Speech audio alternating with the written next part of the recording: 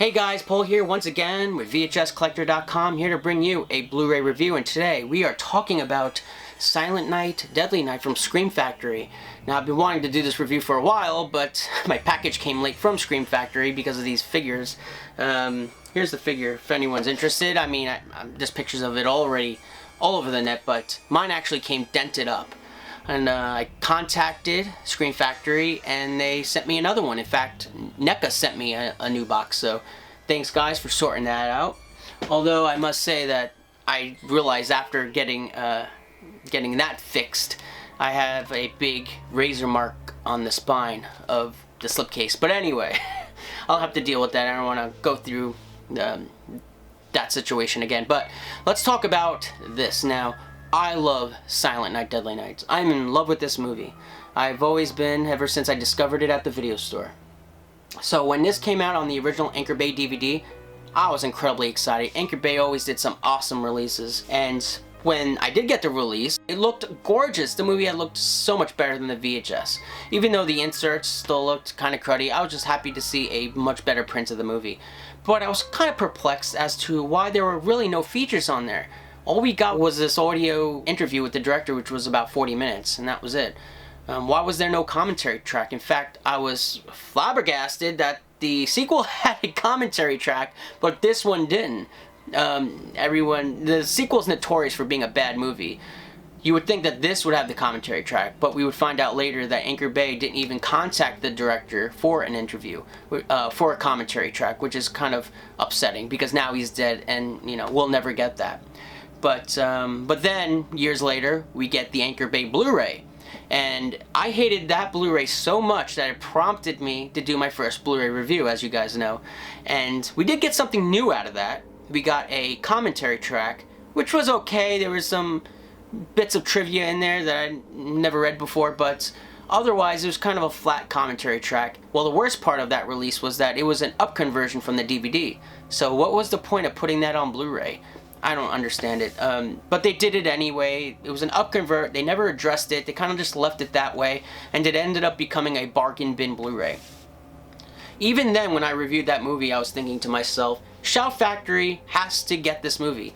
In fact, I think I said it in the review or on the Amazon review, and 3 years later, we got it, and here it is, so it's pretty exciting. Now, this is a very important slasher film. I've always felt that way about this movie. For years, other people didn't think that way. They just thought it was a really god-awful slasher film, even among other slasher fans.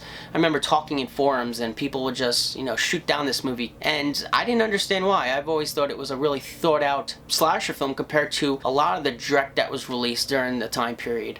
But this is important because this comes at the end of the first slasher cycle. In fact, it killed off slasher films for that first cycle because it pushed the envelope, right? It told the public that nothing was sacred, not even Santa Claus, and that these sick people out in Hollywood were making movies that would desecrate the magic of Christmas. So, as everyone knows, they had trailers on TV that suggested that Santa Claus was the actual killer of the movie. I think it was hilarious. So with all that said, I was really hoping that Scream Factory would give this movie the royal treatment, just like they did with Black Christmas, with all the documentaries that they licensed, and I think they did a few new interviews, and they ported over all the original bonus features from the previous releases. So that was awesome. That was great. I was really hoping that they would do something special for this because there aren't a lot of features for this movie because all the previous releases for this movie were awful. I mean, we did get a commentary track, and we have that 40-minute audio interview with the director, but that was it. Even when Arrow had the DVD rights to this movie, they didn't do anything. And that's saying a lot for Arrow, because Arrow usually puts features on all their releases, even if it's a little thing. And it just goes to show that the movie has been cursed. Even Arrow dropped the ball on the DVD release, so. But anyway, I was really hoping that Scream Factory would do something really cool with this. And, of course, we all want a new transfer of the unrated cut, because we were kind of stuck with all that SD footage that was inserted on the DVD and the Anchor Bay Blu-ray, but we were kind of led to believe that they found the footage in the Sony vaults, but it turned out it wasn't the unrated footage, unfortunately. It still looks way better than what we've had in the past. Can't really complain. This is a leap in the right direction for sure. let's go over the features here. Like I said before, I was hoping they would give this the royal treatment and add a lot of stuff into it. They would dredge up all these actors from Utah and do interviews. Let's see what's in here. First, we get a new documentary called Sleigh Bells Ring, The Story of Silent Night, Deadly Night. Now, this is about 45 minutes, not really a feature-length documentary. And it includes interviews from all the people we heard on the previous commentary track from the Anchor Bay Blu-ray. So, we're just hearing most of the same stories. We're not getting anything new. Now, it's cool that we have them. It's cool that we have this featurette on there. But that's all we're getting. There's only one new person on here, from what I remember, and that's Robert Brian Wilson. He's such a great speaker, and I love hearing his stories. So it was cool to have him on here. But otherwise, most of the people that are in this little featurette were not involved with the production of the movie. One guy was a second unit director, but that's it. You get no Utah actors, you get nobody else from the crew. Nobody. It feels like they just went after the guys that were easy to get in California. They were already out talking about this movie when it had a screening about 3 or 4 years ago, right? And they just went straight to those guys because they were readily available and they knew that they would do an interview for this. So they didn't try to hunt down anybody else. And they're out there. I wish we got their thoughts on this because we don't get a lot of stories about the production of this movie because most of the people that were interviewed weren't there. The only person we really hear from is Robert Brian Wilson. Oh, and Linnea Quigley. Now, a lot of people complain about the Linnea Quigley interview on here, and they have every right to. It looks awful. It looks like it was shot with a webcam from 2005. I've seen Linnea Quigley in a ton of interviews on other Blu-rays, right? And they all look great. They're in HD. Again, it goes back to the Silent Night, Deadly Night curse. There's no excuse to have such poor interview quality. Now, we do get a new audio commentary on this with Robert Brian Wilson and I think the producer. And it's awesome. That's my favorite feature on this. It's not even that 45-minute featurette because we're not really getting anything new there except Robert Brian Wilson. But this commentary is great. We really get an insight into the production of the movie from Robert Brian Wilson, certainly. But you got to remember, his story, his background with the movie is only, for the second half of it. So, it's certainly the best feature on here, in my opinion. Another feature we have is Silent Night, Deadly Night film locations then and now.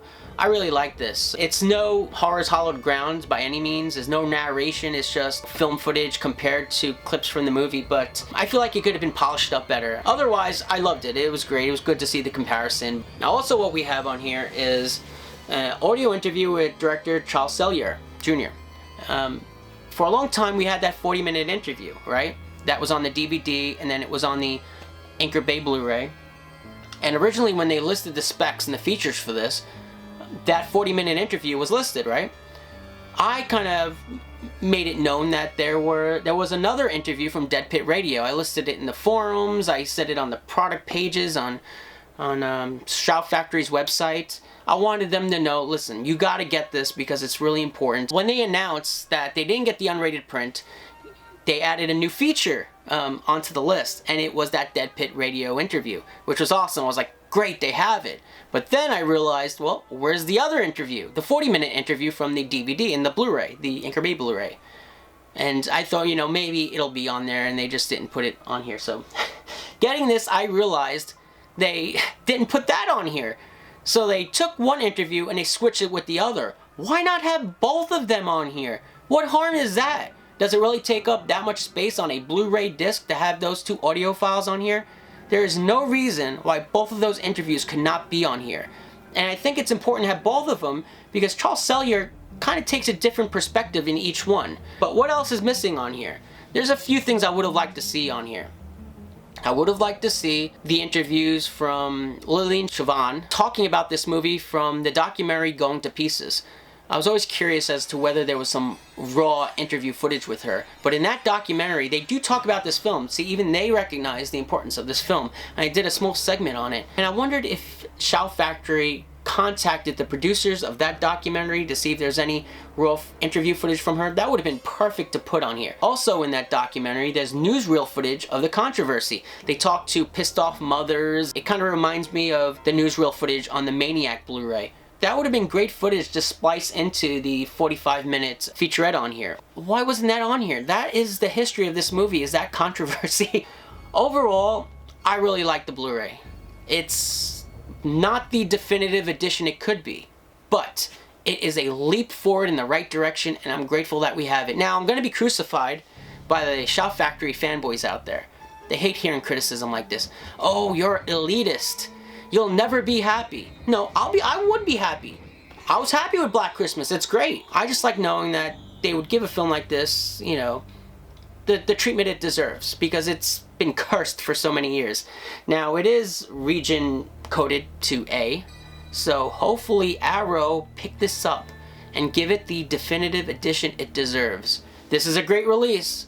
I'm grateful that we have it, and this is the best we're probably going to see it, even if Arrow picks it up. But Arrow, maybe you can do something special for this movie and give it the feature-length documentary it could have, or should have. So yeah, I suggest everyone to pick this up. If you love this movie, even if you're just a casual slasher fan, I read in forums and people are like, oh, you know, I don't really like that movie. And that's fine, but this is a historic slasher film, for better or worse.